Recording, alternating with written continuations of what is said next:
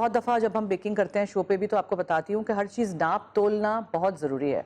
If you have a weighing scale, if you have measuring cups, measuring spoons, वो बेहतरीन रहता है, उसी से आप बेकिंग कर सकते हैं। ये कुकिंग नहीं है कि चलो एक टमाटर नहीं है घर में तो 2 डाल दिए, 3 नहीं है तो चलो दही डाल दिया, कुछ फलाना नहीं है तो उसकी जगह कुछ सब्स्टिट्यूट कर लिया। You can't do that. In baking you have to be accurate, ठीक है? बेकिंग इज़ अ साइंस, तो एक्यूरेसी बहुत ज़रूरी है। अगर आप एक्यूरेट नहीं होंगे तो आपकी चीज़ें उस तरह बनेंगी नहीं जिस तरह हम लोग बनाते हैं इन आवर किचन्स।